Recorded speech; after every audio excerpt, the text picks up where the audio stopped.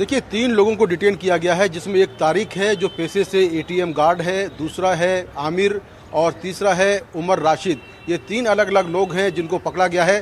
दरअसल ये वो लोग हैं जो कि गाड़ी को बेचने और ख़रीदने में शामिल थे, जिसमें तारिक है, आमिर है और उमर राशिद है। इन तीनों से लगातार पूछताछ चल रही है कि क्या इनका इस ब्लास्ट से, इस धमाके से कोई कनेक्शन है या नहीं है। उमर राशिद जो जेएंडके में पकड़ा गया है वो अलग शख्स है, और जो सस्पेक्ट है वो उमर मोहम्मद है। वो यहाँ से गायब हुआ है, दिल्ली से वो मारा गया है या गायब हुआ है, अभी इसको लेकर कुछ साफ नहीं है। तो ये दोनों उमर अलग अलग हैं। तो जो 3 लोग पकड़े गए हैं जेएंडके में, वो लोग हैं जो कि गाड़ी को बेचने और खरीदने में शामिल थे। और आरोप ये है कि तारिक और आमिर ने मिलकर ये जो गाड़ी थी i20, ये उमर मोहम्मद को दी थी। अब ये गाड़ी किस लिए दी थी, इसको लेकर पूछताछ चल रही है। इनकी क्या भूमिका है इस पूरे ब्लास्ट में, उसको लेकर पूछताछ चल रही है। लेकिन जो उमर मोहम्मद है वो फिलहाल अभी गायब है, और उसको लेकर पूरी इन्वेस्टिगेशन में अब 2 उमर आ गए हैं। मुकेश, आपने उसे राइटली पॉइंट आउट किया है, क्योंकि हम एक उमर की बात लगातार कर रहे थे जो गाड़ी चला रहा था, उमर मोहम्मद, और उमर राशिद जिसे वहां श्रीनगर में अवंतीपुरा में हिरासत में लिया गया है और वहां पूछताछ चल रही है। तो ये जरा अपने दर्शकों के लिए क्लैरिफाई करना भी बहुत जरूरी था। आशुतोष के पास एक बार चलेंगे। आशुतोष, वहां पर जो एक सिक्योरिटी अमला है वो किस तरह से बढ़ाया गया है, क्योंकि हम देख रहे हैं कि वहां पुलिस का जो एक जमावड़ा है, रैपिड एक्शन फोर्स का जमावड़ा है, वो बढ़ रहा है। वहां पर जांच जो है वो किस स्तर पर पहुंची है, जरा कुछ वहां से अपडेट दीजिए।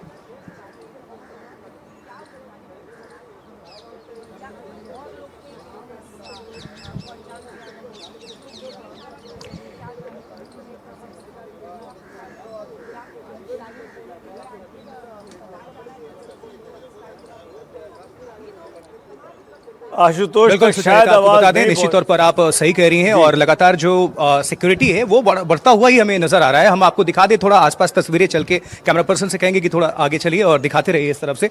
देखिए एफएसएल की गाड़ियां तो हैं ही, एम्बुलेंस की संख्या भी बढ़ती जा रही है। सुबह सवेरे जब हम आए थे तो यहाँ पर उस तरफ एक एम्बुलेंस थी और दूसरे हिस्से में भी थी, लेकिन अब वहाँ पर 3 एम्बुलेंसेज हो गई हैं। अब लगातार आप देख रहे हैं, क्योंकि अधिकारी भी लगातार आ रहे हैं, और किसी भी तरह से आपको बता दें कि हर एक लिहाज से, अच्छा थोड़ी देर पहले सुचेता और सुमित हम कह रहे थे कि सोर्सेज बता रहे हैं कि देखिए अब कुछ और गिरफ्तारियां हो सकती हैं, संभव हैं। और जो हमें जानकारी मिली अवंतीपुरा पुलवामा से कि 3 डिटेन किए गए हैं अभी, और आपको बता दें सूत्रों, और इसके साथ साथ और भी बता रहे हैं कि और भी गिरफ्तारी होगी, और भी लोग डिटेन किए जाएंगे, चाहे वो जम्मू कश्मीर से, चाहे आप किसी भी हिस्से से आप ले सकते हैं, क्योंकि ये पूरा मामला जो है बहुत संगीन और संवेदनशील है। और कोई भी लूप होल, कोई भी छोटी सी छोटी चीज, पूरी एजेंसी जो है और सरकार खुद, जो कि प्रधानमंत्री खुद इसको मॉनिटर कर रहे हैं, लीड कर रहे हैं, गृहमंत्री खुद इसको लीड कर रहे हैं, तो ये भारत पर एक तरह से अटैक। और इसको जोड़कर देखिए कि पाकिस्तान में भी हलचल है, पाकिस्तान ने भी अपनी आर्मी को किस तरह से मीटिंग बुलाई। लेकिन इसका इंपॉर्टेंट पहलू यह है कि जो कड़ियां लगातार खुल रही हैं, क्योंकि लगभग अभी तक 16 घंटे हुए हैं, 16 घंटे में बहुत ज्यादा एक्शन हमें देखने को मिला है। और लगातार जब देश के गृहमंत्री अगर घटना वाली जगह पर आ जाते हैं या फिर घायलों से मुलाकात करने चले जाते हैं, प्रधानमंत्री ट्वीट करते हैं, गृहमंत्री से हालचाल लेते हैं पूरी तरह से कि अभी तक क्या ब्रीफिंग हुई, सब कुछ ये जानकारी मिल रही है। अध्यक्षता करेंगे। पूरे मामले में एक बड़ी यूनिक चीज देखी गई, जितनी गिरफ्तारियां गुजरात से लेके और फरीदाबाद तक हुई और अभी ये ब्लास्ट हुआ, सब व्हाइट कॉलर लोग थे, डॉक्टर्स। व्हाइट कॉलर टेरर का एक नायाब पहली बार इस तरीके से देखा गया कि पढ़े लिखे लड़के जो डॉक्टर हैं वो इतनी बड़ी घटना को अंजाम दे रहे हैं। डॉक्टर के लॉकर से AK-47 मिल रही है, ऐसी घटनाएं अमूमन देखने को नहीं मिलती हैं। विकास, क्या कह रहा है गृह मंत्रालय, क्या कह रहा है गृह मंत्रालय की सुरक्षा इंटेलिजेंस एजेंसीज? कौन लोग थे, कब से इनका ब्रेन वॉश किया गया, क्या ये किसी बड़े संगठन के साथ जुड़े हुए थे, किसी संगठन ने कोई जिम्मेदारी ली? विकास,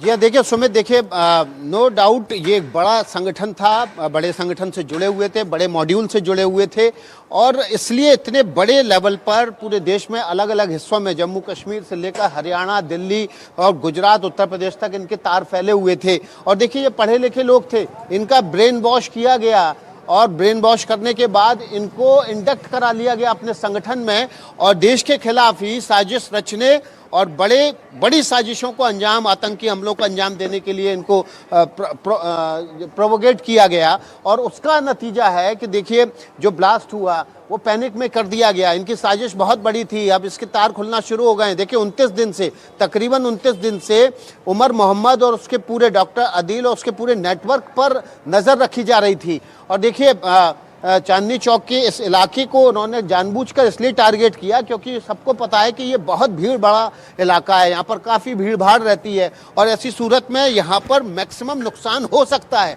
3 घंटे अगर